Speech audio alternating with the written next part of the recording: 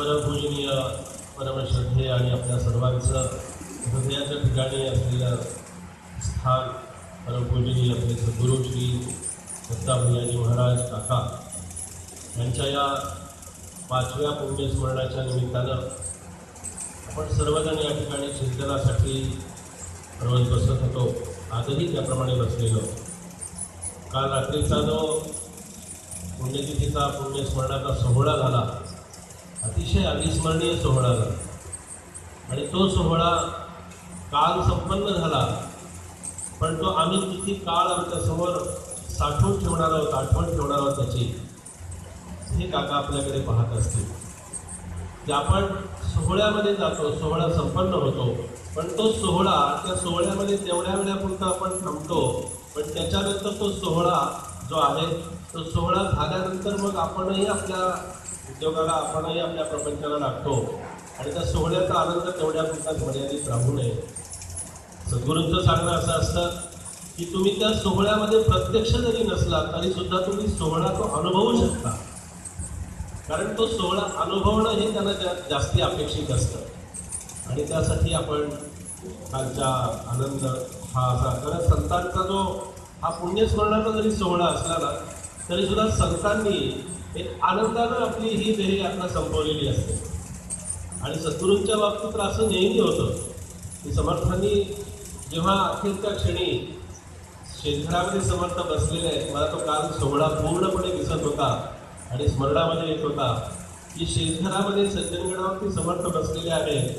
अक्कास्वामी आक्रोश करता आहे, अक्कास्वामी विचारता आहे की आता तुम्ही देहरूपानं गेल्यानंतर आपलं मार्गदर्शन आम्हाला कसं मिळावं, आपला उपदेश आम्हाला कसा व्हावा, आपलं मार्गदर्शन कशा पद्धतीनं आम्हाला उपलब्ध होईल एवढं आम्हाला सांगितलं तर खूप खूप आम्हाला आनंद होईल आणि आमची ती इच्छा आहे आपण सांगावं. तेव्हा समर्थांनी अक्कास्वामींना असं म्हटलं की अक्का इतके वर्ष अक्कास्वामी आक्रोश करायला लागला, त्यांना वाईट वाटायला लागलं. कारण समर्थ गाण्याच्या गोष्टी बोलू लागले तसं तसं शिष्यांच्या मनामध्ये अंतःकरणामध्ये कालवा करून सुरू झाली आणि त्यांना दुःख व्हायला लागलं, त्यांना खूप यातना व्हायला लागल्या, वाईट वाटायला लागलं. एक दिवस अशाच अक्कास्वामी समर्थांच्या सान्निध्यामध्ये बसलेले आहे आणि डोळ्यातून अश्रुधारा येत आहे आणि अक्कास्वामी समर्थांच्याकडे पाहत आहे, आमच्या मार्गदर्शनाची व्यवस्था काय. समर्थांनी समाधीच्या काळामध्ये सुद्धा अनेक वेळेला शेवटच्या क्षणापर्यंत शिष्यांच्या परीक्षा घेतल्या. भागवत सप्तमीला सगळ्या शिष्यांना आपल्या शेतघरामध्ये बोलावलं आणि शेतघरामध्ये बोलावून समर्थांनी अखेरच्या क्षणापर्यंत परीक्षा अशी घेतली की समर्थांचे जे पट्टशिष्य होते कल्याण स्वामी आणि त्याचबरोबरीनं त्याच अध्यात्मातले अधिकारी जे त्यांचे शिष्य होते ते उद्धव गोस्वामी होते. उद्धव स्वामी होते आणि उद्धव स्वामी समोर बसलेले आहे, बाकी सगळी शिष्यमंडळी बसलेली आहे आणि समर्थांनी महागवद्य सप्तमीला रामरायांना स्मरून एक मोठ्यांदा श्लोक म्हटला. तो श्लोक असा होता, रघुकुळ टिळकाचा वेद संगीत झाला, तदुपरी भजनासी पाहिले सांग केला. एवढं म्हटलं आणि समर्थ थांबले नाही. का बरं थांबले होते?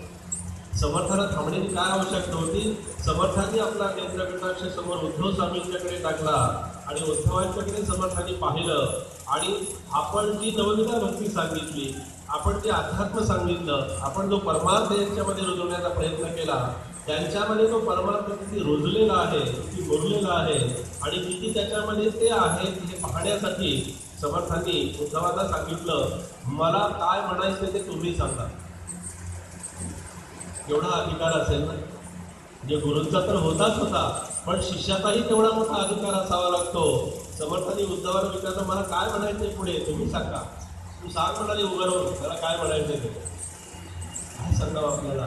समर्थांच्याकडे उद्धवाने पाहिलं आणि उद्धव स्वामी उभे राहिले, हात जोडले. वास्तविक पाहता उद्धवांच्या डोळ्यातून अश्रू येत आहेत, उद्धवांचं अंतःकरण दाटून आलेलं आहे, उद्धवांच्या तोंडातून मुखातून शब्द बाहेर पडत नाहीये. पण त्या अवस्थेमध्ये उद्धवांनी असा श्लोक पुढचा पूर्ण केला, अनुदिन नवमी हे मानसी आठवावी, बहुत लग बघीने कार्य सिद्धी करावी. महाराज, माघ नवमीला आपण ही देहयात्रा, आपण हा देह श्रीरामांच्या चरणी अर्पण करणार आहात अशी शिष्यालाही कल्पना आलेली आहे. हे उद्धव स्वामींच्या त्या श्लोकातून त्याला म्हणून लागलेलं. अशा रीतीनं समर्थांनी खूप वेगवेगळ्या प्रकारानं परीक्षा घेतल्या. माघमध्ये नवमीला तर समर्थ रामरायांच्याकडे मुख करून बसलेले आहे, रामाचा सतत अखंड नामजप चाललेला आहे आणि माघमध्ये नवमीला सगळी शिष्यमंडळी शेतघरामध्ये बसलेली आहे. अक्कास्वामींचा आवेग आवरत नाहीये आणि त्यांच्याकडे पाहून समर्थांनी जे शब्द उच्चारले आहेत ते समर्थ म्हणाले, अक्का, इतके वर्ष आमच्या सहवासामध्ये राहून आपण हेच का शिकलात? इतके वर्ष आपण नाम घेतलं आणि तुम्हाला या देहाबद्दल प्रेम अजूनही मनामध्ये वाटतं? तुम्हाला या देहवस्तूमध्ये आणखीनही तुम्हाला राहावंसं रमावंसं वाटतं का? तेव्हा अक्कास्वामींना बोलता येत नव्हतं, सांगता येत नव्हतं, पण समर्थांनी अक्कास्वामींसाठी आणि आपल्या सर्वांसाठी गडाचा पश्चिमेच्या भागावरती मारुतीची स्थापना केली. त्याला धाब्याचा मारुती असं म्हणतात आणि तो गडाचा संरक्षक म्हणून इथे समर्थांनी दक्षिणमुखी मारुतीची स्थापना केली. आणि मग समर्थाने उपदेश केला की मी देहरूपाला जरी जात असलो असं मला अगदी पूर्ण ते चरित्रकार माझ्या डोळ्यासमोर येत होतं की काकांनी शेवटच्या क्षणाला हेच सांगितलं की तुम्ही नामाशिवाय राहू नका, नामामध्ये प्रेम होता, नामचिंतनाशिवाय राहू नका, हाच उपदेश त्यांनी पण केला.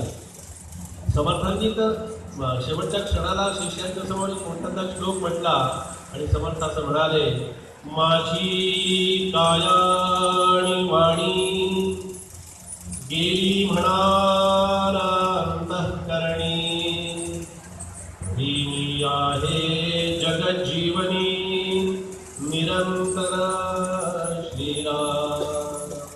म्हणाले, आत्माराम दासबोध माझे स्वरूप स्वतः सिद्ध असता न करावा खेद भक्तजनी, पारायण होता 13 कोटी साक्षात भेटलेले जगजेठी. या रामनामाच्या शिबिरामध्ये मला मुद्दाम आवर्जून एक गोष्ट सांगायची आहे की जी आत्तापर्यंत माझ्याकडून अनावधानानं राहून गेली.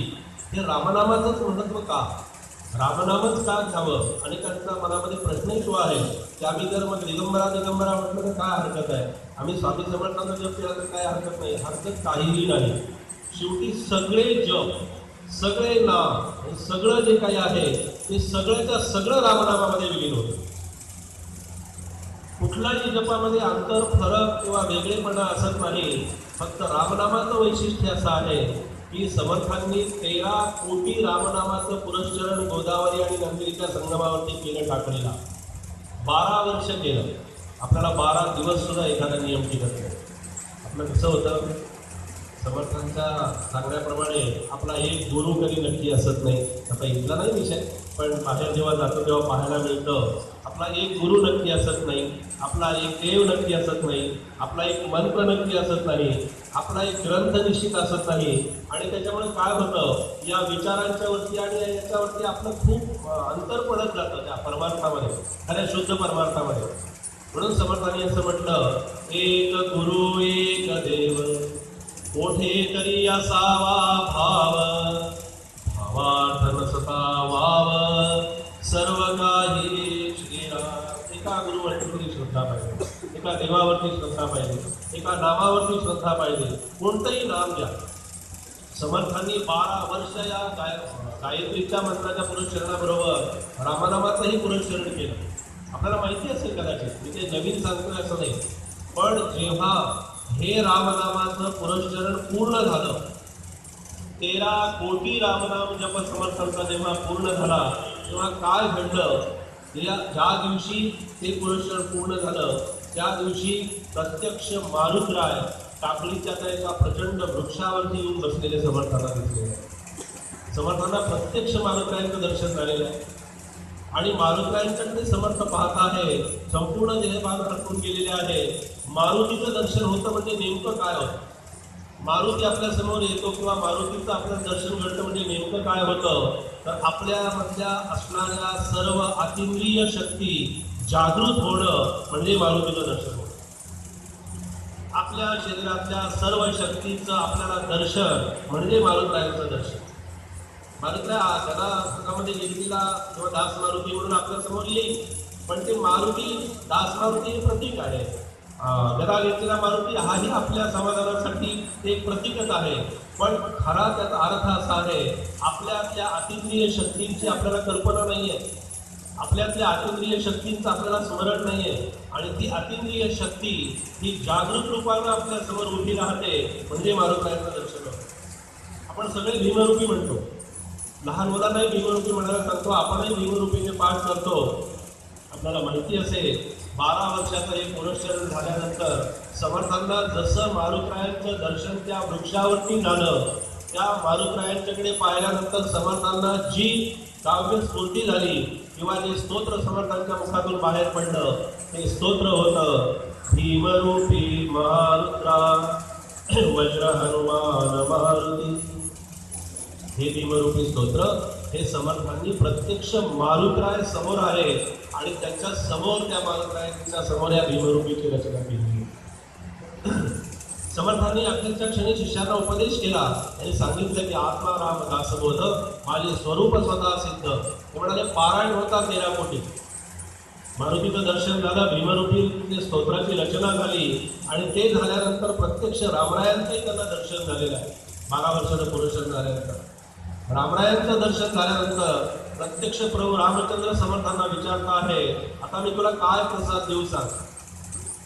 एवढं भाग्य आहे, एवढी साधनेची फलश्रुती आहे. आपण चिंतनासाठी घेणार आहोत ती समर्थांची उभी, त्याची पार्श्वभूमी आपल्याला मुद्दाम थोडक्यामध्ये सांगतो आहे की समर्थ रामराज समर्थांना विचारता आहे, तुला आम्ही तुम्हाला काय द्यावं. आता समर्थांनी एकमेव मागणं समर्थांनी रामाकडे मागितलं आणि समर्थ रामरायांना असं म्हणतात, हा बरं का, म्हणून रामनाम हे का घेतलं त्याची पार्श्वभूमी आहे, त्याच्या पाठीमागे अधिष्ठान आहे, त्याच्या पाठीमागे शास्त्र आहे. समर्थांनी रामरायांना असं म्हटलं की म्हणाले, जो कोणी 13 कोटी रामनामा जपाचा संकल्प पूर्ण करेल आणि ते पुनश्चरण पूर्ण करेल, 13 कोटी रामनाम जप ज्यांचा पूर्ण होईल त्यांना आपण प्रत्यक्ष दर्शन द्यावं, एवढंच मला आपल्या या पुनश्चरणातून प्रसाद हवा आहे, मला बाकी काहीही नको. हे समर्थांनी रामरायांच्याकडे मागणं मागितलं.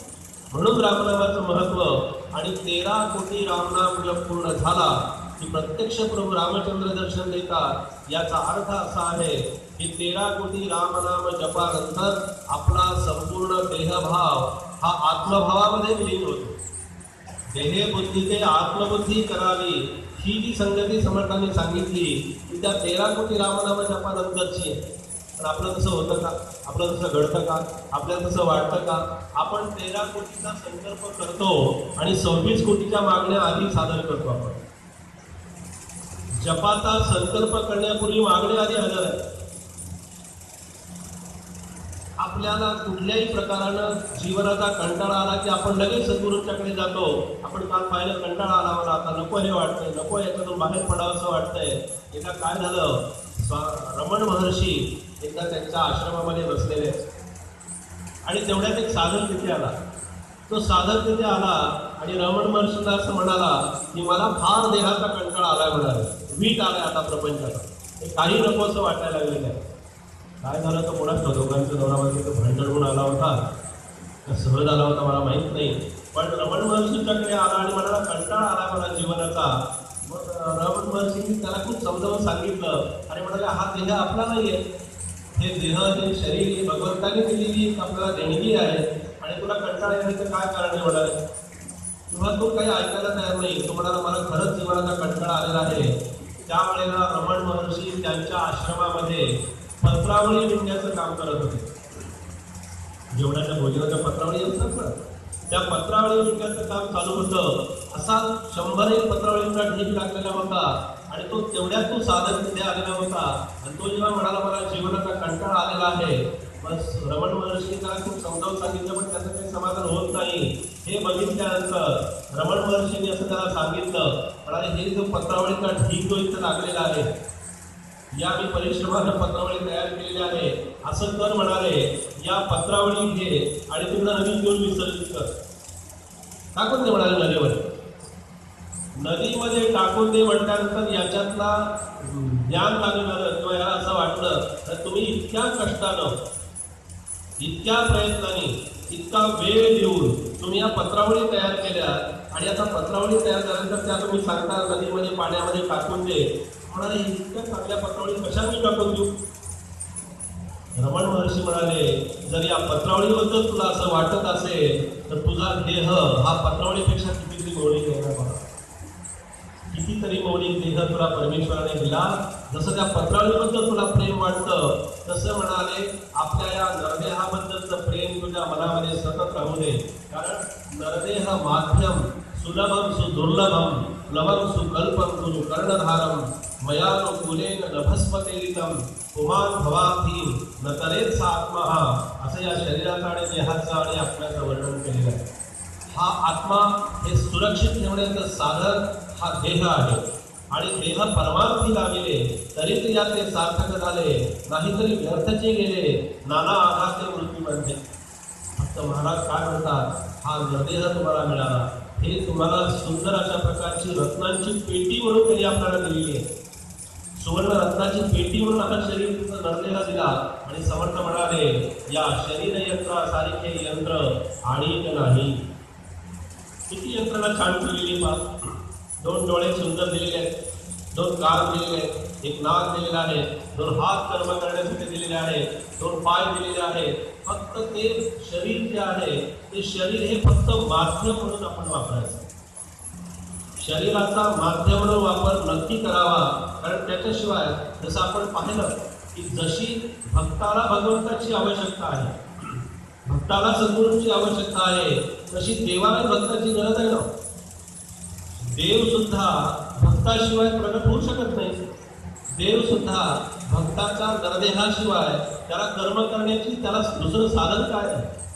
हे कर्म करून घेण्यासाठी त्याला हे नरदेहाचंच माध्यम त्याला द्यावं लागलं आणि परमेश्वराने हे नरदेहाचं माध्यम त्यासाठी त्याला दिलेलं आहे. म्हणून रघुनाथ स्मरणी कार्य करावे ते त्याच्यासाठी सांगितले. करता राम हे असावे अभ्यंतरी, मी करता नव्हे आपण. समर्थाने फार सुंदर उपदेश केला, पण जोपर्यंत मी कर्तेपणाची भावना माझ्या अंतःकरणामध्ये जोपर्यंत ठेवतो तोपर्यंत मला खरा आनंद जीवनातला मिळत नाही. हा आनंद मिळावा त्याच्यासाठी उदाहरण मुद्दाम आपल्यासाठी सांगतो. रंगनाथ स्वामींचं, रंगनाथ स्वामी निगडीकर अतिशय उत्तम कीर्तन, इतकं सुंदर कीर्तन की त्या कीर्तनामध्ये प्रत्यक्ष भगवंत डोलायला लागायचे.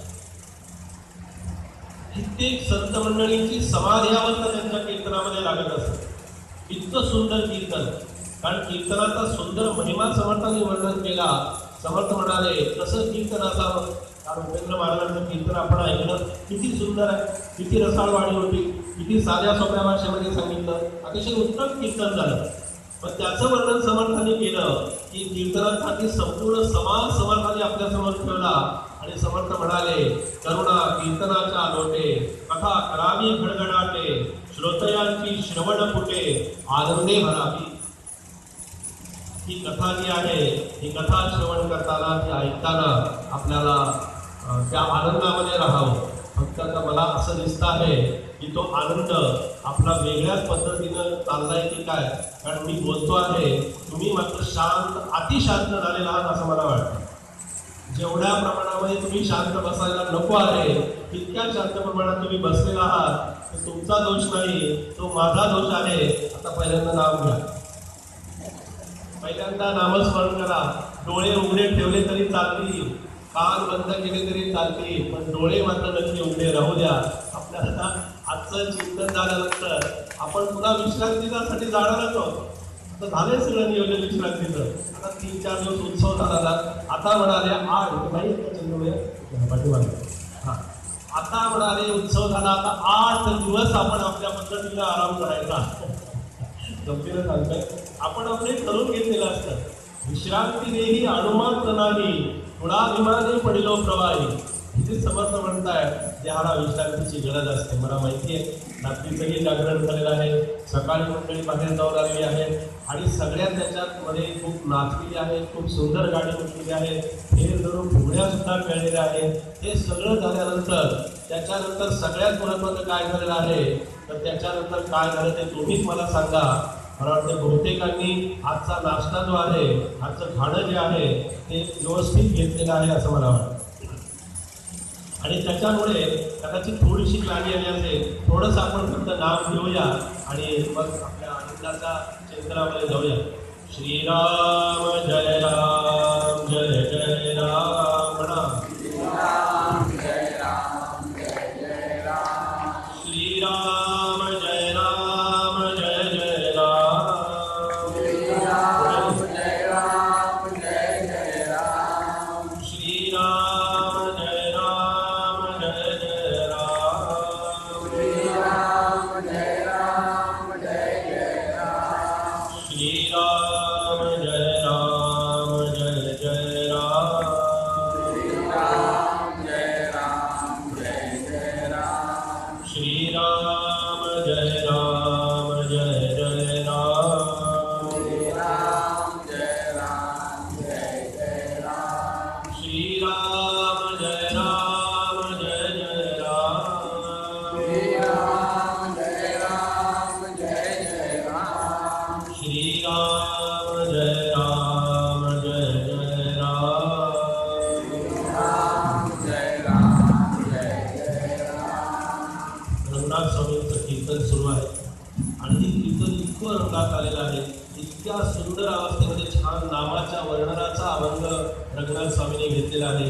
नाम तुझे अमृत संजीवनी, सकल मंगल निधी सर्व कार्य सिद्धी, सकल मंगल निधी सर्व कार्य सिद्धी, तरणोपाय जनी,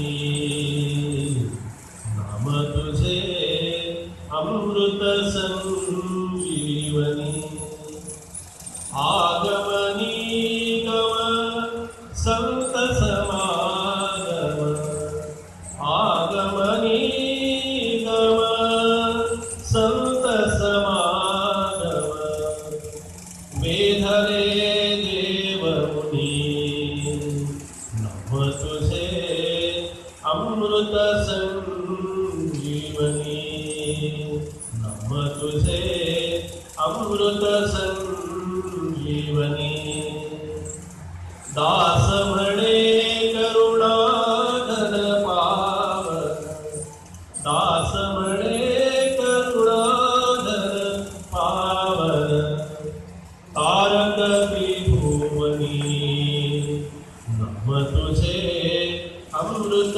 संजीवनी. असा सुंदर अभंग रंगनाथ स्वामींनी कीर्तनासाठी घेतलेला आहे आणि नामामध्ये तल्लीन झालेला आहे. नामाचा महिमा, अहो महिमा ज्या शंकरांनी नामाचा महिमा नुसता वर्णन केला नाही, प्रत्यक्ष भगवान शंकरांनी नाम आपल्या स्वतःमध्ये धारण केलं आणि त्या रामनामाचा सुंदर महिमा त्यांनी सांगितला. स्वतः भगवान शंकर तिथे रामनाम घेत आहे, त्या आपण स्वतःचं नाम घ्यावं, पण नामामध्ये आणखीन जास्तीत जास्त आनंद कोणाला मिळत असेल त्यांनाही नाम घेण्यासाठी प्रवृत्त करावं. कीर्तन रंगामध्ये आलेलं, कीर्तनाला पूर्वरंग झाला आणि कीर्तनाचा पूर्वरंग झाल्यानंतर जेव्हा रंगनाथ स्वामींनी त्या आख्यानाला सुरुवात केली, आख्यानाला सुरुवात करत असताना रंगनाथ स्वामींना समर्थांची प्रकर्षानं आठवण झाली. इतकी आठवण झाली, इतकी आठवण झाली, काय सांगावं आपल्याला की सद्गुरूंची आपल्याला अशी नेहमी आठवण व्हावी आणि त्या आठवणीमध्ये आपण राहावं. कारण आठवण ही जी आहे ती आपल्याला त्या सद्गुरू कृपेनेच प्राप्त होत असते. आठवण होणं हे सुद्धा सद्गुरू कृपाच असते, त्याशिवाय आठवत नाही. आपण विस्मरण आपल्याला कितीतरी वेळा होतं, किती कुठे मोबाईल विसरतो, कुठे पिशवी विसरते, कुठे बॅग विसरते, कुठे काही विसरतं. आपल्याला एक सवय लागलेली आहे, जे विसरायला पाहिजे ते विसरत नाही, नको ते विसरून बसतो. समर्थांचं स्मरण केलं आणि समर्थांच्या आठवणीनं रंगनाथ स्वामींच्या डोळ्यामध्ये अश्रू आले. नुसते अश्रू आले नाही, नुसती आठवण झाली असं नाही, तर रंगनाथ स्वामींनी कीर्तनामध्ये त्या भावना आनंदामध्ये समर्थांच्या स्मरणामध्ये श्रोत्यांना असं सांगितलं, मला माझ्या सद्गुरूंची समर्थांची आज प्रकर्षानं आठवण झालेली आहे. मला माझी आणि समर्थांची जो कोणी भेट आत्ता म्हणाले आज करून देईल, त्याला जो मागेल ते मी देईल. काय होतं याच्याकडे घ्यायला? जोडी होती, पायात खडा होत्या, अंगात कपडी होती, काहीही नव्हतं, पैशाचं पाकिट पण नव्हतं, काहीही नाही बरोबर. तरी सुद्धा हे संत सद्गुरूजी म्हणतात, आपल्याला काकांच्या जीवनामध्ये माहिती असेल, काका सुद्धा तुला काय पाहिजे ते सांग, लगेच द्यायला तयार होतं. आपले सद्गुरू जे असतात ते सद्गुरू जे देतात ना, काही काही मंडळी तुम्ही पाहिलं की जे पैशालाही स्पर्श करत नाही पण अखंड सारखे प्रवास करत असतात, कसे प्रवास करतात आपल्याला समजणार पण नाही. समर्थांचं स्मरण झालं आणि रंगनाथ स्वामींनी सांगितलं, जो कोणी माझी आणि समर्थांची भेट करून देईल त्याला म्हणाले तो मागेल ते मी देईल. आता श्रोत्यांना ऐकत असताना बाकी सगळे तर विसरले, आता यांच्याकडे काय मागून घ्यायचं याच विचारामध्ये. पण समर्थ नको का दाखवायला, समर्थांची भेट नको का करून द्यायला, समर्थांची भेट करून दिली तरचा विषय आहे. झालं, कीर्तन संपत आलं. समर्थांच्या आठवणीनं रंगनाथ स्वामींची जी जखणी होती अंगातली, ती डोळ्यातल्या अश्रूंनी पाण्यानं फार चिंब भिजून गेली होती समर्थांच्या स्मरणामध्ये. माझी समर्थांची आज भेट झाली पाहिजे, कुठल्याही परिस्थितीत मला आज समर्थ भेटलेच पाहिजे अशी मनाची धारणा झाली आणि जाहीर करून टाकलं. कीर्तन संपत आलं पण काही त्यातून बाहेर मार्ग निघेना आणि कीर्तन संपलं. रंगनाथ स्वामींचं कीर्तन पूर्ण झालं आणि कीर्तन पूर्ण झाल्यानंतर सगळी मंडळी निघून गेली. त्यातले 2 माणसं जी होती, 2 शेतकरी जे होते, त्यांनी पागोट बांधलेलं होतं, अंगामध्ये 12 बंदी होती आणि बाकी सगळे लोक निघून गेले, पण ते 2 जण मात्र तिथे बसून राहिले. सगळे निघून गेल्यानंतर समर्थ रंगनाथ स्वामींना असं वाटलं, कदाचित म्हणाले आपल्या पायाची जी घोंगडी आहे ना, ती घोंगडी बहुतेक यांची असावी, म्हणून हे थांबलेले दिसत आहे. सगळे लोक निघून गेले आणि ते दोघं जवळ आले, हात जोडून उभे राहिले. म्हणाले हे घोंगडं तुमचं आहे का? नाही म्हणाले, माझं घोंगडं नाही म्हणाले, आमचं घोंगडं नाही. मग तुम्ही थांबलात म्हणाले. हो म्हणाले, तुम्ही जे कीर्तनामध्ये महाराज सांगितलं, त्यांच्या भाषेत ते बोलले शेतकऱ्यांच्या, तुम्ही ज्या सांगितलं म्हणाले आम्हाला की माझी आणि रामदास स्वामींनी जो भेट करून देईल त्याला मागेल ते मी देईल. ते म्हणाले आमच्याकडं समर्थ रामदास स्वामी आहेत, आमच्या वस्तीवर समर्थ रामदास स्वामी राहायला आले, आम्ही तुमच्या आणि रामदास स्वामींची भेट करून देऊ. असं कुणीतरी आपल्याला आता भेटावं की तुमची आणि सद्गुरूंची भेट आम्ही करून देतो, असं कुणी आपल्याला भेटतच नाही. सगळे भेटणारे असेच भेटतात की ते परत कधी भेटू नये.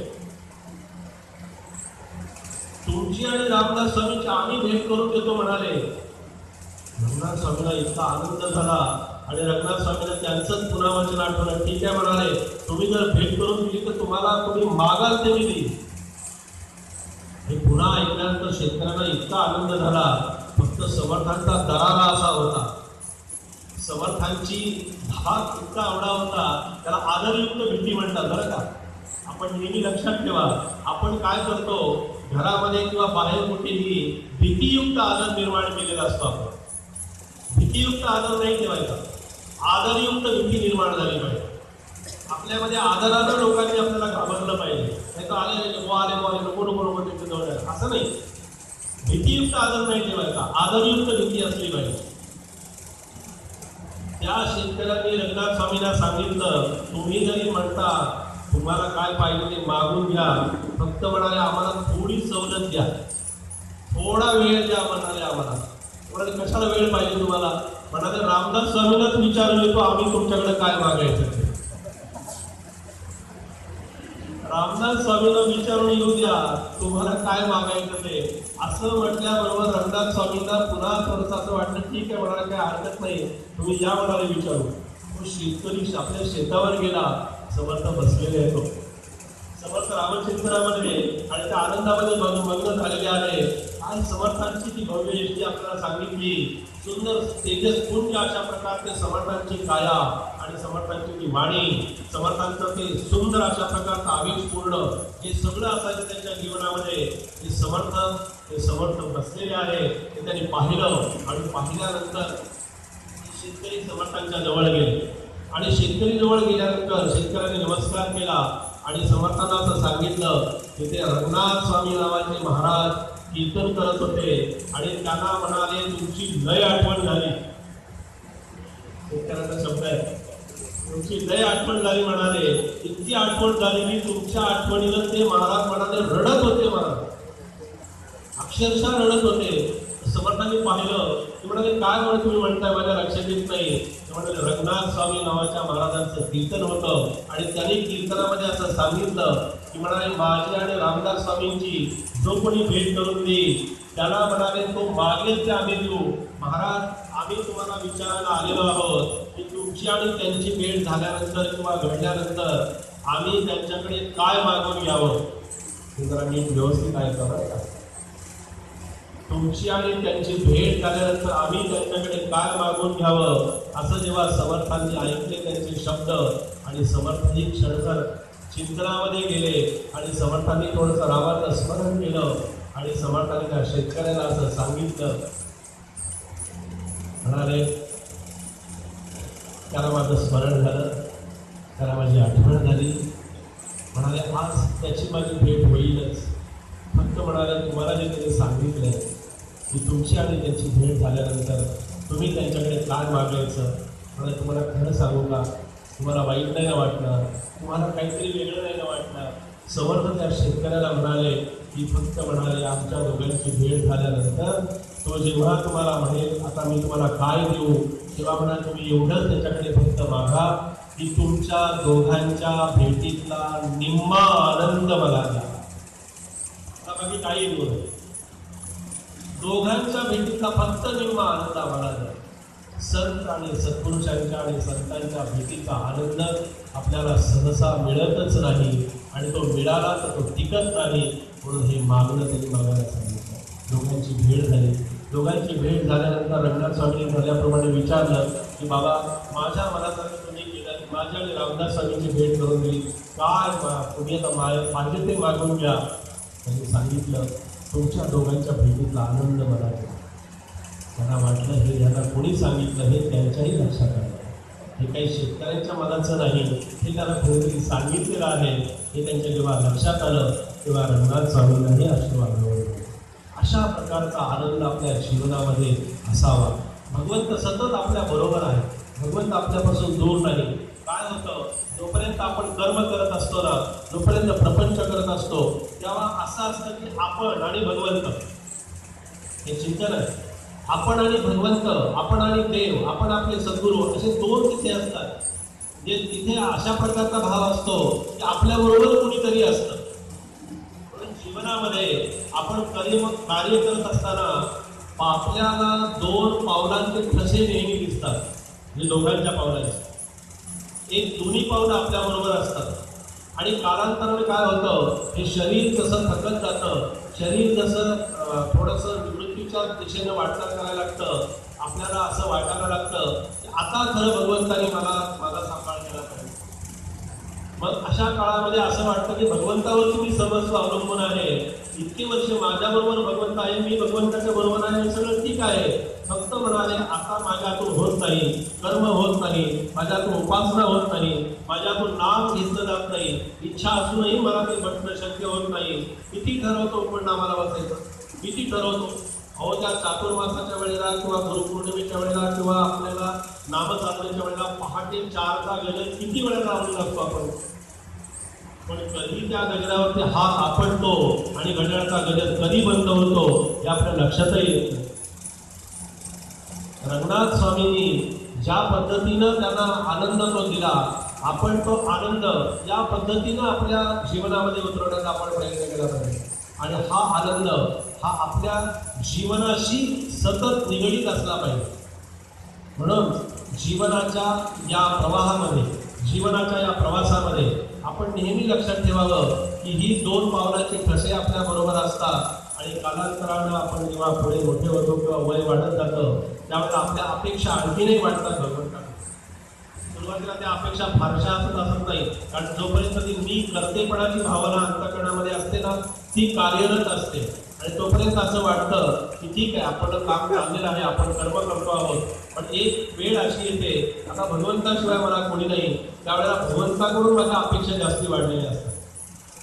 पण त्यावेळेला नेमकं काय होतं, भगवंत दयाळू आहे, भगवंत कृपाळू आहे आणि अशा वेळेला नेमकं घडतं की पावलाचे 2 ठसे जेव्हा आपल्याला दिसतात त्यावेळेला बरं वाटतं. एकच पावलाचा ठसा म्हातारपणी दिसायला लागला की दुःख व्हायला लागतं, यातना होतात, नकोसं होतं. अरे इतके वर्ष भगवंत माझ्याबरोबर होता आणि 2 पावलांचे ठसे मला दिसत होते, आता एकच पावलांचा मला ठसा दिसतो आहे. या विवंचनेमध्ये, या विचारांच्या मध्ये माणूस चिंतातूर होतो.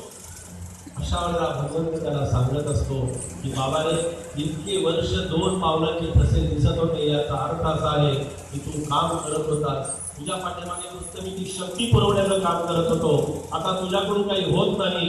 याचा अर्थ असा आहे की तुला मी आता माझ्या खांद्यावरती घेतलेला आहे, त्यामुळे दुसरा ठसा तुला दिसण्याची काही आवश्यकता नाही. एकच पावलाचा ठसा आपल्याला दिसतो. म्हणून भगवंत सतत आपल्या बरोबर आहे. आपल्याला जे काही करायचं आहे, आपल्याला जी काही कर्म करायचे आहे त्या कर्माच्या माध्यमातून आपण ज्या व्यवहारातून जातो, ज्या प्रपंचातून जातो, ज्या पद्धतीनं जातो. महाराजांचा एक शिष्य होता, भक्त होता आणि काय व्हायचं की महाराजांच्याकडे काही मागायची त्याला आवश्यकताच पडायची नाही, आवश्यकताच वाटायची नाही. कारण कोणताही प्रसंग येण्यापूर्वी महाराज त्याची सगळी व्यवस्था करून द्यायची. समजा घरामध्ये मुलाचं लग्न निघालेलं आहे, त्या मुलाच्या लग्नासाठी लागणारी साधन सामग्री आर्थिक जे काही आहे ती सगळी महाराज व्यवस्था करायची. कालांतराने काही दिवसांनी असं झालं की कुठलाच कार्यक्रम नाही, कुठलीच काही प्रयोजन नाही, तरी पण पैसा यायला लागला. घरात पैसा यायला लागल्यानंतर हा महाराजांचा भक्त चिंतातूर झाला आणि महाराजांना त्यांनी असं विचारलं, महाराज माझ्यावरती आता कोणती आपत्ती येणार आहे? आता माझ्यावरती अशी कोणती आपत्ती येऊ पाहते आहे? मला मी मागण्यापूर्वी किंवा माझ्याकडे कुठलाही प्रसंग उभा राहण्यापूर्वी माझ्याकडे आधी पैसा येतोय त्याची मला काळजी लागली. असं आपलं घडतं का? असं आपलं कधी होतं का?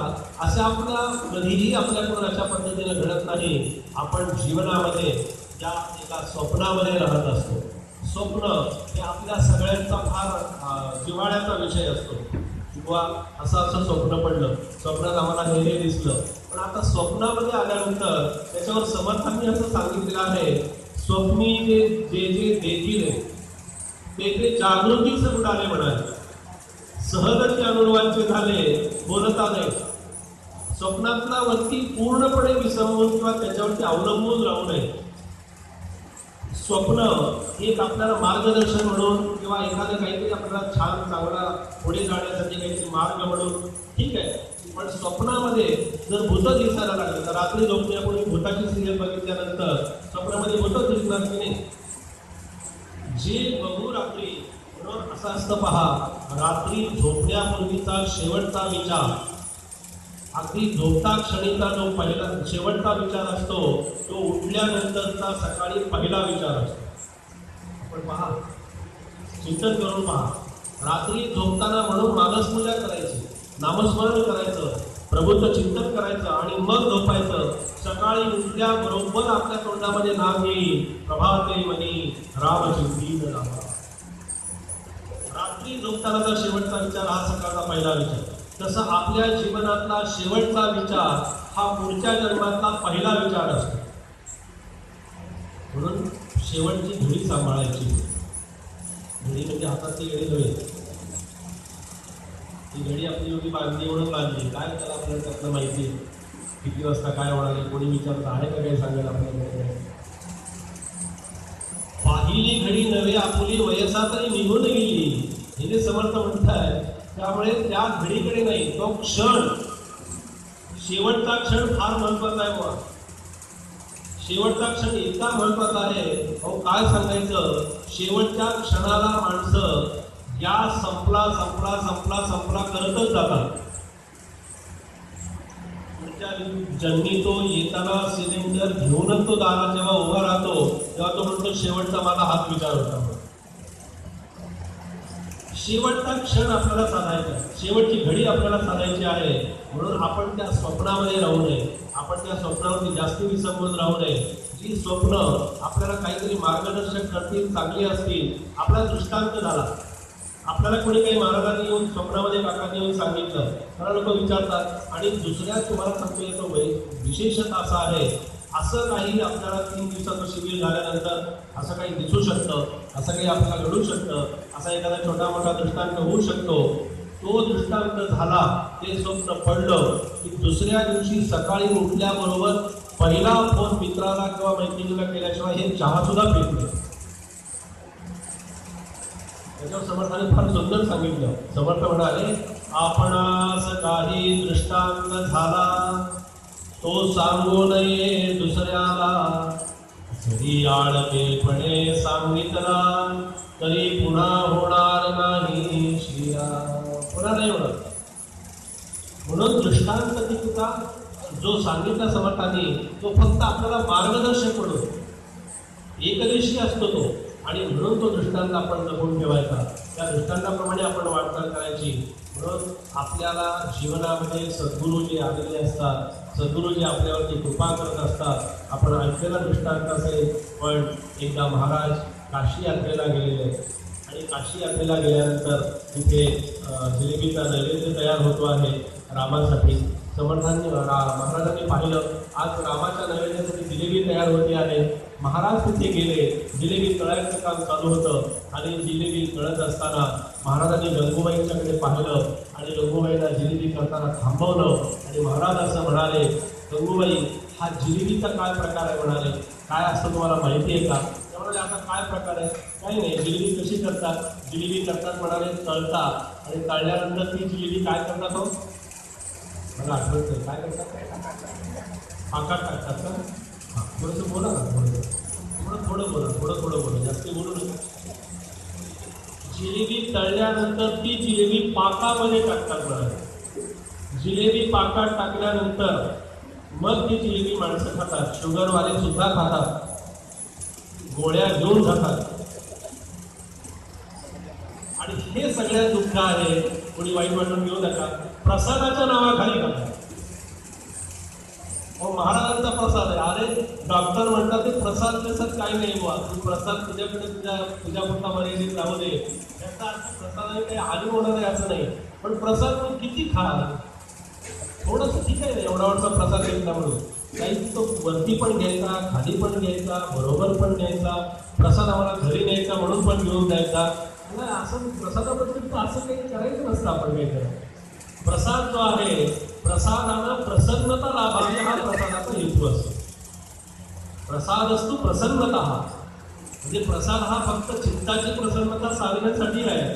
कोणी प्रसादाच्या नावाखाली आपला डबे घेऊन इच्छा भरून घेऊन जायची इथं नाही सांगत तिकडचं बाहेर जातं. आणि ते पण म्हणाले असे एकदम मोठे डबे घेऊन जायचे की सकाळचं आणि संध्याकाळचं त्याच्यामध्ये वागलं पाहिजे.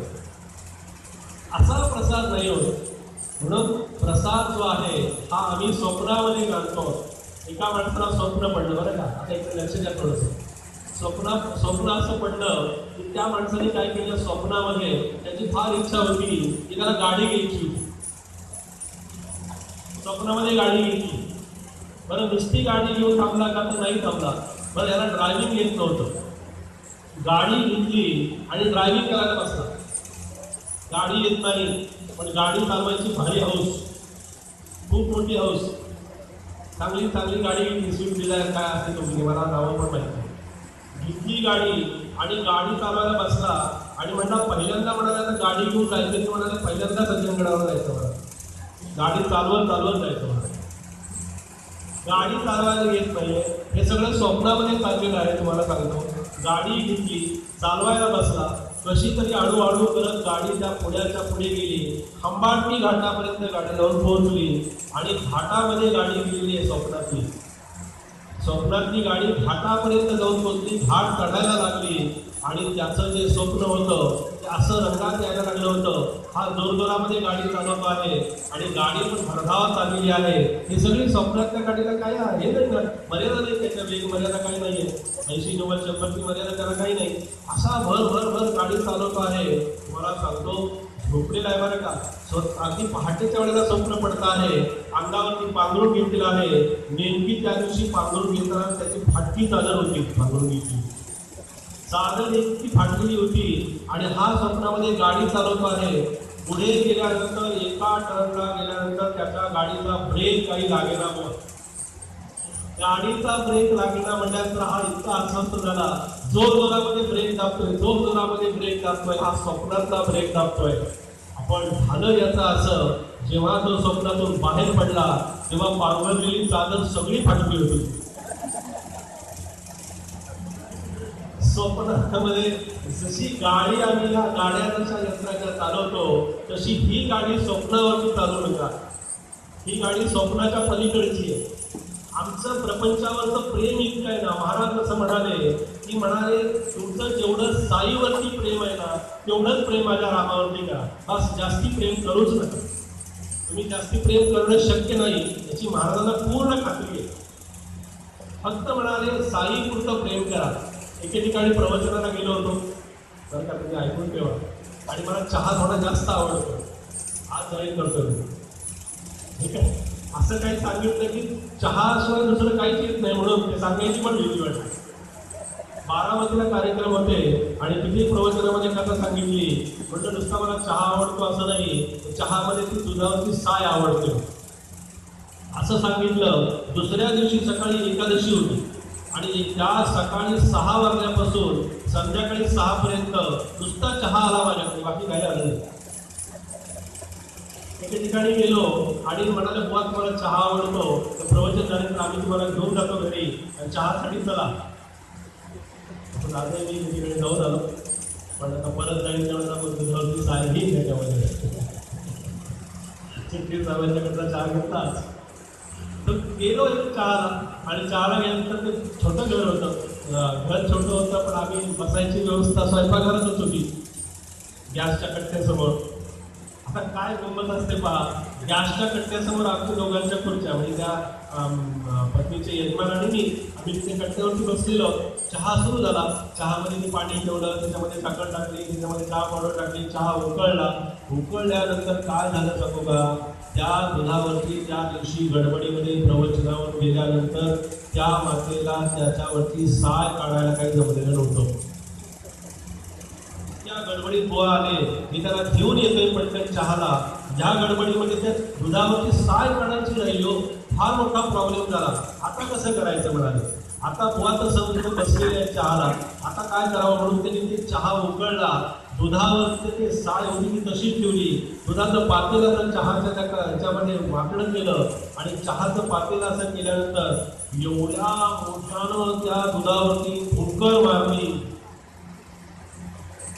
एवढ्या मोठ्यानं फुंकर मारली, त्या चहाची चव बदलून गेली. बाबा असा कसा चहा झाला, याच्यामध्ये आणखीन काय वेगळं टाकलं का तुम्ही, बाकी काही टाकलं. इतकं दुधावरती आणि साईवरती प्रेम आहे, इतकी आमच्या याच्यावरती असे काही अनुभव येतात ना तुम्हाला सांगतो. आज थोडासा जरा एक असा समारोप या दृष्टीने करावा म्हणून मी थोडं सांगतो आपल्याला, की इतके अनुभव येतात, इतके अनुभव येतात. असाच प्रवचनासाठी गेलो, आणि प्रवचनासाठी गेल्यानंतर काय झालं होतं, आदल्या दिवशी नवरा बायकोची जोरात भांडणं, इतकी जोरात भांडण झाली होती, आणि माझी कीर्तन प्रवचनं चालू होती, आणि प्रवचनाच्या वेळेला नेमकं भांडण झालं होतं. पण भांडण होण्यापूर्वी मला जेवणाचं निमंत्रण दिलेलं होतं, आणि मला निमंत्रण दिल्यानंतर मग भांडणं झाली होती. इतकी भांडणं विकोपाला गेली होती की बोलणं भाषण बंद. मी त्याच्याशी बोलत नाही, ती त्याच्याशी बोलत नाही, आणि बुवा तुझं जेवणाची तिथे वेळ येऊन ठेपलेली होती. झालं, बोलवलं, जेवणासाठी बोलवलं. आता बोलवलं तर मला सांगितलं तर मी त्याप्रमाणे ते घ्यायला आले, त्यांच्याबरोबर गेलो, जेवायला बसलो, जेवणाची ताटं वगैरे मांडली, आणि तुम्हाला सांगता का दोघांना तर एकमेकाशी बोलायचं नव्हतं. फार मोठी गंमत. काय कसं झालं असेल तुम्ही विचार करा, फक्त कल्पना करा मनामध्ये काय झालं असेल माझी अवस्था. इतकी अवस्था विचित्र झाली, माझ्या लगेच लक्षात येतं. आम्ही फिरणारे बुवा असतो ना, आम्हाला काही जास्त सांगावं लागत नाही, आम्ही लगेच दुसऱ्या क्षणाला ओळखतो की हा इथं काहीतरी गडबड दिसते. आणि बघितलं तर दोघेही एकमेकाशी बोलत नाहीये. हा तुझा नवरा घरात गेल्यानंतर माझ्याकडे बघून बायकोला ऐकायला जाईल एवढ्या मोठ्यानं विचारतो, अरे वा जेवायला कुठं बसायचंय. म्हणजे मी काय सांगू, जेवायला कुठं बसायचं हे मी काय सांगणार तुला. वा किती वेळ झाला, आणि एवढा वेळ उशीर असतो का, अजून काय काय व्हायचं राहिलंय. अरे म्हणजे काही झालं नाही बुवा, मी आलोय तुझ्याकडे. म्हणजे माझ्याकडे बघून बोलतोय आणि बायकोसाठी. आता बायकोची प्रत्यक्ष तर बोलायचं नव्हतं, माझ्याकडे बघून तिकडेच आलेलं होतं सारखं बोलायचं का. झालं कसं तरी ती जेवणाची जागा ठरली, पण आतून काही त्यांच्यापेक्षा दुप्पट आवाज. रोज कुठे जेवायला बसताना मला सांगायला पाहिजे का बुवा, मधल्यामध्ये बुवाचा वाकडा. रोज कुठे जेवायला बसता तो मला सांगावं लागतं का बुवा म्हटल्यानंतर म्हणलं आता काही खरं नाही, आता आपली कडक लक्ष्मी लागली. आणि झालं कशी तरी ती जागा ठरली, जेवायला बसलो, जेवणाची ताटं बिटं मांडली, आणि जेवणाची ताटं मांडली. नेमकं त्या भांडणाच्या कटकटीमध्ये, दोघांच्या कटकटीमध्ये नेमकं आमटीमध्ये मीठ घालायचं विसरलो. वरणामध्ये मीठ नाही, कोशिंबिरीत मीठ नाही, आणि जे काही होतं ते सगळं असं जास्त वाढलं. जेवणाला सुरुवात झाली, बुवा तूप आणा की. मला म्हणलं मी कुठून आणू तूप, तुपाचं भांडं आणलं, तूप असं होतं. माझ्या पानावरती असं मोठं जरा जास्ती तूप घातलं, त्यांच्यावरती अर्धा चमचा टाकला. ते मी बघतोय माझ्या डोळ्याने. झालं ते पण झालं. मग सुरुवात झाली. तर सुरुवात करायच्या पूर्वी आता श्लोक वगैरे जेवणाचा म्हटला की लगेच बुवा करा सुरुवात, करायची का सुरुवात झाली त्यांची दोघांची एकमेकामध्ये असेल. आणि पहिला घास घेतला, त्या भातावरती ते वरण टाकलं, त्याच्यामध्ये मीठ नाही म्हणल्याबरोबर हे संतापले आणि संतापल्यानंतर पहिल्यांदा त्यांनी पहिला आवाज काढला, वा स्वयंपाक करताना डोकं जाग्यावर नव्हतं का? म्हणतं आता आपलं इथून लवकर बाहेर पडलेलं तेव्हा ही चाललं, त्याच्यात जास्ती आता इथं पडण्यात काही अर्थ नाही. इतकं तुम्हाला सांगतो, वा ताक आहे की नाही, आज केले की नाही, काय हे तर सुरूच राहिलं होतं दोघांचं. कसं तरी मी जेवणाचं आपलं उरकलं, जेवणाचं म्हणलं आज आपल्याला बाहेर कुठे आणखी काहीतरी बघावं लागेल, इथे काही पोट भरेल असं काही वाटत नाही. आणि ह्यांचे दोघांचं ऐकूनच माझं पोट भरलं होतं. अशा गमती इतक्या चालतात, तुम्हाला सांगतो, इतक्या गमतीमध्ये हे सगळं चाललेलं असतं.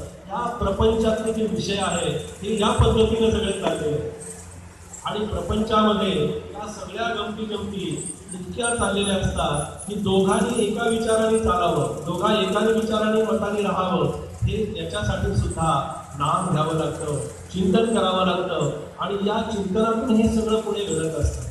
आपल्या मनामध्ये, आपल्या चिंतनामध्ये काय आहे याच्यावरून आपण लक्षात ठेवावं. आपला प्रपंच हा परमेश्वराने आपल्याला दिलेला प्रपंच आहे आणि प्रपंचामध्ये माणसाला प्रपंचापेक्षाही या परमार्थामध्ये त्याच्यावरती जसे संस्कार असतात ना तसं हे घडत असतं. संस्काराशिवाय माणूस घडू शकत नाही. म्हणून संस्कार इतके व्यवस्थित असले पाहिजेत माणसावरती. संस्कारामुळेच ह्या सगळ्या गोष्टी घडत आहेत. एकदा काय झालं, एका कंडक्टर होता बसमध्ये आणि त्या कंडक्टरच्या मुलीचं लग्न ठरलं होतं. तर आता प्रथा अशी आहे मुली बघण्याची, अजूनही इकडे कदाचित असेल, पण महाराष्ट्रामध्ये तर आता लग्नाच्या दुसऱ्या दिवशी पत्रिका मिळेल अशी व्यवस्था असते. पूर्वी काय असायचं, 10 दिवस 8 दिवस लग्न चालायचे. आता तसं राहिलेलं नाही. आता लग्नाचे ठराविक एका दिवसात सगळं जे काही आहे ते सगळं इथे कार्य होतात, त्यामुळे आपल्याला माहिती आहे एका दिवसात सगळं पूर्ण होऊन जातं, काही शिल्लक राहत नाही. पूर्वी लग्नपत्रिकेबरोबर आग्रहाचं निमंत्रण पत्र असायचं की तुम्ही आग्रह जरूर लग्नासाठी या, जरूर या, विवाह याच्यासाठी वधूवरांना आशीर्वाद देण्यासाठी या, आणि असं पत्र असायचं.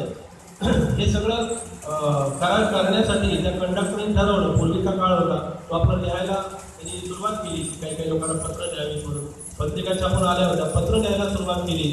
तसे संस्कार झालेले बघा जीवनावरती. पत्र लिहायला सुरुवात केली, याला काही पत्र लिहायला जमेला.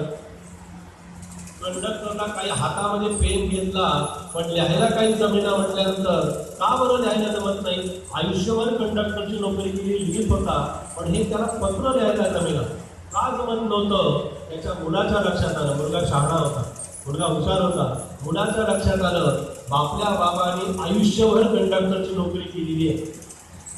बरं, मग आयुष्यभर कंडक्टरची नोकरी केल्यामुळं त्या मुलाने आणि मुलीने असा विचार केला की आता बाबाला लिहायला तर आलं पाहिजे. म्हणून काय केलं, दोघांनी एक असा फुटका टेबल आणला. ज्या टेबलाचं असं स्थिर राहणार नाही असा हलणारा डोलणारा टेबल आणला आणि कंडक्टरचा त्या बाबाला मुलाने मुलीने असं दोघांनी जेव्हा ते टेबल असं हालायला सुरुवात केली तेव्हा यांची लेखणी सुरू झाली. संस्कारामध्ये अशा प्रकारे सगळं काही घडत असतं. ते कीर्तनकार प्रवचनकार एका ठिकाणी गेले आणि झालं एकाचं कीर्तन, दुसऱ्याचं प्रवचन, आणि प्रवचनासाठी असं मोठी जागा, असं मोठं सगळं वैभव आणि राहण्यासाठी व्यवस्था केल्या होत्या. आणि राहण्यासाठी व्यवस्था केल्या होत्या तर कीर्तनकार जे होते ते थोडे वयस्कर होते, प्रवचनकार थोडे तरुण होते त्यातले त्यात. म्हणून प्रवचनकारने असा विचार केला, म्हणून कीर्तनकार वयस्कर आहे, त्याला जरा वरती गादीवरती कॉटवरती झोपू द्या, म्हणून त्याला झोपण्यासाठी कॉट दिली बरं का. आणि प्रवचनकार आपली गादी खाली टाकून झोपले निवांत. रात्र झाली, गप्पा झाल्या, सगळं झालं दोघांच्या. 12-12:30 वाजता साधारण 12:30, 12:30, 1 वाजता असेल. काय झालं, ते कीर्तनकार मोठमोठ्या पलंगावरती झोपलेले आहेत बरं का. पलंगावरती झोपले होते तरी सुद्धा त्या मोठमोठ्यानं ओरडत होते, खाली उतरा. प्रवचनकाराचं काही लक्षात येईल, खाली उतरा काय प्रकार, हे झोपलेत पलंगावर आणि मला म्हणतात खाली उतरा. थोडा वेळ ऐकून घेतलं. बरं, झोपेत बडबड करणारा माणूस कधी कबूल करत नाही मी बडबड करतो, घोरणारा माणूस कधी मान्य करत नाही मी घोरतो म्हणून. रेकॉर्ड करून ऐकवलं तरी तो म्हणतो मला आवाज नाही. थोडा वेळ झाला की पुन्हा तो म्हणायचा उत्तर घाल, पुन्हा तो झाला की थोडा वेळ झाला की पुन्हा म्हणायचा उत्तर घाल. अरे शेवटी प्रवचनकारांनी काय केलं, हातामध्ये पाणी घेतलं आणि हातामध्ये पाणी घेऊन त्या पहिल्यांदा कीर्तनकारांच्या डोळ्यावरती शिंपडलं. असं पाणी टाकल्याबरोबर कीर्तनकार खरे जागे झाले आणि जागे झाल्यानंतर पहिला प्रश्न प्रवचनकारांनी कीर्तनकारांना विचारला की तुम्ही आयुष्यभर नोकरी कुठं केली म्हणाले, तेव्हा कीर्तनकार म्हणाले की मी BST मध्ये कंडक्टरची नोकरी केलेली आहे आणि कंडक्टरची नोकरी केल्यामुळे आयुष्यभर म्हणाले खाली उतर खाली उतर खाली उतर ही मला म्हणायची सवय लागली, त्यामुळे मला झोपेमध्ये सुद्धा म्हणाले मी खाली उतरायचं असं. माणसावरती अशा प्रकारचे संस्कार आहेत. म्हणून चांगल्या संस्कारासाठी आपण चिंतन करा, चांगल्या संस्कारासाठी आपण मदत करा. आणि मला एक विषय आपल्यासमोर फक्त मांडायचा आहे आणि तो विषय आहे म्हणजे फक्त मानसपूजा. मानसपूजेचा विषय अगदी थोड्या वेळात आपल्यासमोर मांडतो. मानसपूजा कशी करावी, महाराजांनी मला जी प्रेरणा देऊन सांगितलं असं वाटतं की मानसपूजा अत्यंत श्रेष्ठ आहे, खूप श्रेष्ठ पूजा. समर्थांचं वचन आहे त्याच्यासाठी की मानसपूजामध्ये नेमकी काय आणि कशी करावी. आपणास जे जे पाहिले ते ते कल्पून वाहिले, येणे प्रकारे तिचे मानसपूजा श्रीरा. ही मानसपूजा करताना आपल्या घरामध्ये प्राथमिक म्हणजे सुरुवात ज्याला करायची त्याच्यापासून अगदी ज्याला ती करायची सवय आहे त्यांच्यासाठी पण सांगतो. पण ज्याला खरंच सुरुवात करायची प्रामाणिकपणे इच्छा असेल त्यांनी काय करावं. मला लोक विचारतात मानसपूजा करायची व आपण कशी करायची पूजासाठी. आमची इच्छा आहे मानसपूजा करायची, काही करायचं नसतं मानसपूजेमध्ये. मानसपूजेमध्ये फक्त आपल्या कल्पनांचा आवेग जो आहे, कल्पना ज्या आहेत त्या कल्पना जास्तीत जास्त अशा उंचीवरती न्याव्या लागतात. काही करायचं नाही सुरुवातीला. आपण घरातली देवपूजा करतो की नाही, घरातल्या देवांना पाणी घालतो, घरातले देव पुसून चौरंगावरती ठेवतो, त्यांना अत्तर लावतो, त्यांना अष्टगंध वाहतो, त्यांना धूप दीप नैवेद्य सगळं काही करतो. हे सगळे उपचार आपण देवाचे जसे करतो प्रत्यक्ष सुरुवातीला याच पद्धतीनं फक्त कल्पनेनं करायचं. प्रत्यक्ष देव नाही, प्रत्यक्ष चौरंग नाही, प्रत्यक्ष काही नाही. मग कल्पनेनं काय करायचं, तर आपण घरामध्ये आपली फुलपुडी ठरलेली असते, आपले हार ठरलेले असतात, आपली तुळशी पद्धत ठरलेली असतात. मानसपूजेमध्ये मानसपूजेमध्ये आपण साधं पाणी करतो त्या देवाला.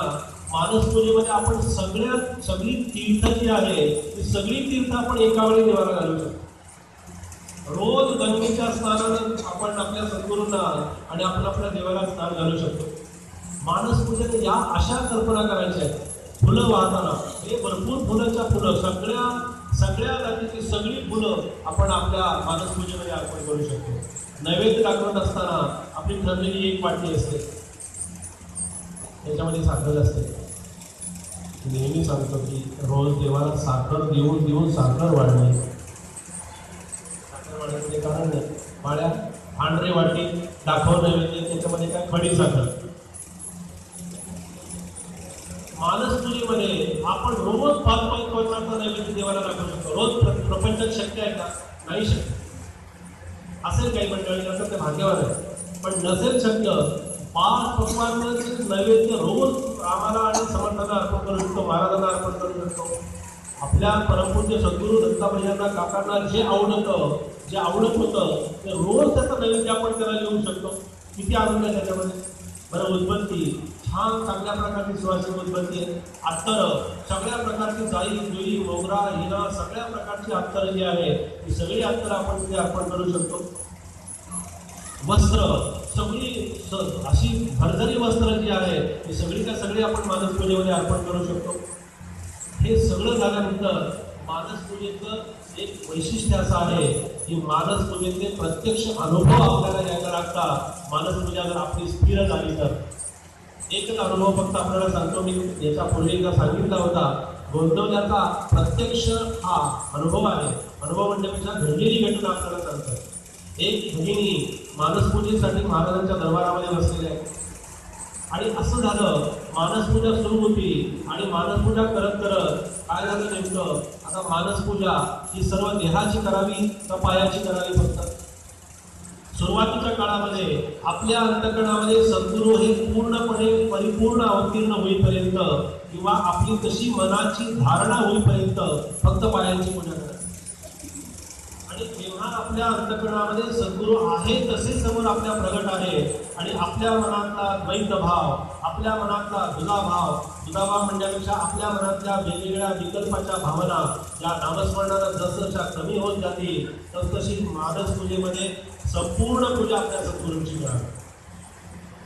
आणि ही पूजा करताना काय झालं, त्या भगिनी पूजा करता आहे आणि महाराजांच्या मला सांगतो अंगाला अत्तर लावायचं काम चाललंय.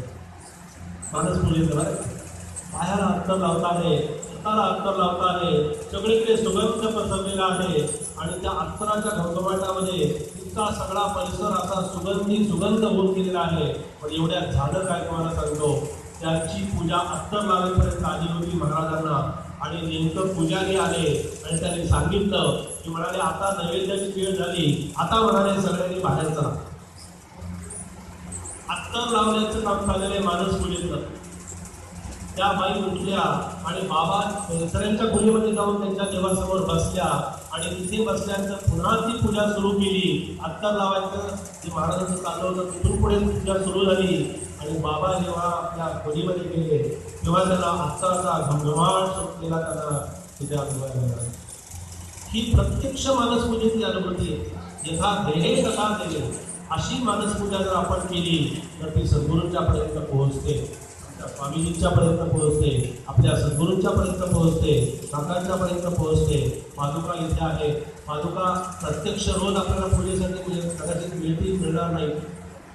आपल्यासमोर काही प्रतीक असेल नसेल, प्रवासामध्ये सुद्धा मानसपूजा करू शकतो. कुठेही केव्हाही कशीही कुठल्याही पद्धतीने ही मानसपूजा आपण नक्की कल्पनेने करू शकतो. अशा मानसपूजेतून आपल्याला भगवंताचा कृपा आशीर्वाद प्राप्त व्हावा. आपल्या या सत्संगामध्ये नामसाधनेमध्ये हे आपण करावं. आपल्याला फार पुण्य पावन अशा प्रकारची भूमी ग्वाल्हेर हे एक अध्यात्माचं केंद्र आहे आणि इथे खरोखरी खूप सुंदर अशा प्रकारची ईश्वरी कृपा ज्याला म्हणतात की इथे आपल्याला अनुभवायला मिळते आहे. आबा महाराजांच्या मठामध्ये जेव्हा आपण जातो तिथे पूर्णपणे त्या दत्तात्रय स्वामींच्या त्या समोराशी जाऊन आपण समरस होतो, त्या मूर्तीशी समरस होतो. श्रीधर स्वामी महाराज जेव्हा मठामध्ये गेले होते, स्वामीजी जेव्हा इथे मठामध्ये आबा महाराजांच्या मठामध्ये गेले होते त्यावेळेला त्या मठामध्ये जी कोपडी होती त्या कोपडीवरती हात देऊन स्वामीजींनी प्रवचनं केली. मठाच्या पूर्वजांनी त्याला ती कोपडी दिली कारण स्वामी म्हणाले की मी ते बसून नाही पूजा प्रवचन करू शकत कारण हे स्थान मोठं आहे. स्वामी उभे राहिले आणि उभं राहून स्वामींनी 3 तास प्रवचन केलं. तेव्हा त्या मठाच्या पूर्वजांनी आबा महाराजांच्या त्या पूर्वजांनी स्वामीजींच्या हातामध्ये कोपडी दिली आणि त्या कोपडीवरती हात ठेवून स्वामींनी प्रवचन केली. असं सुंदर ठिकाण आणि इथं सुद्धा इतकं भारावून गेलेलं आहे ठिकाण. मला अतिशय आनंद झाला, अतिशय समाधान झालं. 3 दिवस बोलत असताना मी काही ठरवलेलं नसतं, काही ठरवलेलं नव्हतं, पण तिथे बोलण्याचा जो काही मला प्रसाद मला जो काही मिळाला, मी कोणी बोलत नव्हतो, माझ्याकडून जे बोलून घेतलं जात होतं. तुम्हाला सांगतो त्या पाण्याचा जसा धबधबा वाहतो ना तशी ती सद्गुरूंची कृपा आपल्याकडून फक्त बोलून घेत असते. आपण फक्त फुंकर मारण्याचं काम करतो, याशिवाय आपण काहीही करू शकत नाही. तसं आपण प्रपंचामध्ये करावं, या प्रपंचात आनंद घ्यावा. आपण इतक्या चांगल्या संख्येनं ह्या नामशिबिरामध्ये सहभागी होऊन मला प्रवचनासाठी आनंद उपलब्ध करून दिला, त्याबद्दल मी सर्व श्रोत्यांचेही खरोखर अंतःकरणपूर्वक त्यांना धन्यवाद देतो. आमचे पवन भैया बहिणी या ठिकाणी बसलेले आहेत आणि आमचे चित्ती साहेब आहेत, गोखले आहेत, जागे साहेब आहेत. मला सगळ्यांची नावं या ठिकाणी नाही सांगता येणार, पण या ब्रह्मचैतन्य उपासना केंद्राचे सगळे साधक, सगळे उपासक, सगळे अधिकारी आणि सगळे यामध्ये सहभागी असणारे जे सेवक आहेत त्या सेवकांनाही मी अंतःकरणपूर्वक धन्यवाद देतो. आणि मला इथे येऊन बोलण्याची संधी उपलब्ध करून दिली त्याबद्दलही त्यांना अंतःकरणपूर्वक धन्यवाद देतो. आमच्या नगर जिल्ह्यामध्ये कर्जत तालुक्यामध्ये समर्थ मठाची स्थापना समर्थांनीच करून घेतलेली आहे. आता त्या मठामध्ये मी वास्तव्य करावं ही समर्थांची इच्छा होती आणि त्याप्रमाणे आता त्या मठाचं कार्य आणि मठामध्ये उपासना ही या पद्धतीनं सुरू आहे.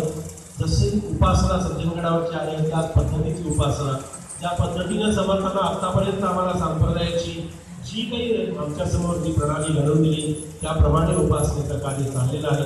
माझी आपणा सर्वांना आग्रहपूर्वक अशी विनंती आहे की आपण एकदा जरूर माझ्या या जन्मभूमीवरती या खंगाव म्हणून गाव आहे, नगर जिल्ह्यामध्ये कर्जत तालुक्यामध्ये अष्टविनायकातल्या सिद्धिटेक या गावाजवळ, अष्टविनायकाचं सिद्धिटेक आपण सर्वजण येत असाल, तिथून अगदी 1.5 तासावरती हे गाव आहे. आपल्याला अतिशय आनंद वाटेल आणि साधनेसाठी म्हणून ते शांततेचं ठिकाण म्हणून ते केलेलं आहे. उपासनेसाठी या, नामासाठी या, भाजी भाकरी तिथे आपल्याला नक्की मिळेल. राहण्याची व्यवस्था शेतावरती आहे, म्हणजे तुम्ही बघा काय आनंद तिथे आपल्याला मिळेल. तो आमचे चंदू भैया येऊन गेले, तातेसाहेब येऊन गेलेले आहेत, जैन साहेब येऊन गेलेले आहेत, त्यांनी पाहिलं आणि आता बाकीचीही सगळी मंडळी साहेब आता येणार आहेत. आपण सर्वांनी यावं आणि त्या आनंदामध्ये सहभागी व्हावं असं मी जरूर आपल्याला आग्रहपूर्वक निमंत्रण इथे येण्यातही देतो. अधिक माहिती त्यासाठी हवी असेल, आमच्या त्या ट्रस्टचे आनंदी नारायण कृपा न्यास हा एक ट्रस्ट स्थापन केलेला आहे. त्या ट्रस्टच्या वतीने ते सगळं कार्य चाललेलं असतं. आमचे विश्वस्त आमचे शर्माजीही आले. अधिक माहिती त्यांना जरूर विचारा आणि आपण जरूर या सर्व कार्यक्रमामध्ये बोलत असताना किंवा विषय मांडणी करत असताना सर एखाद्या वाक्याने, एखाद्या शब्दाने कुणाचा अंतकण दुखावलं जाऊ शकतो, कुणाला वाईट वाटू शकतं, कुणाचा अंतकण जर दुखावलं गेलं असेल एखाद्या वाक्यानं, एखाद्या शब्दानं, तर मी खरोखरीच अंतकरणपूर्वक आपल्याला असं सांगतो की आपलं अंतकरण कुठल्याही पद्धतीने दुखावलं जाऊ नये याची काळजी मी घेतली. पण जर दुखावलं गेलं असेल तर आपण सर्वांनी उदार आणि मोठ्या अंतकरणानं सर्वांनी क्षमा करावी आणि महाराजांची झालेली सेवा ही सेवा म्हणूनच या ठिकाणी अर्पण करतो आणि महाराजांना मी नतमस्तक त्यांच्या चरणी होतो. रामाच्या चरणी प्रार्थना करूया. रामा मी तव दास दास म्हणवे, माते कशाचे भय, रामा जाईन ज्या स्थळे सुख घरा, होईल तेथे जय. रामा या भुवनत्रये तुझविणे, नाही तुझा तारक, रामा तू सकलार्थ पूर्ण करिसी, तू तातमी बालक. जय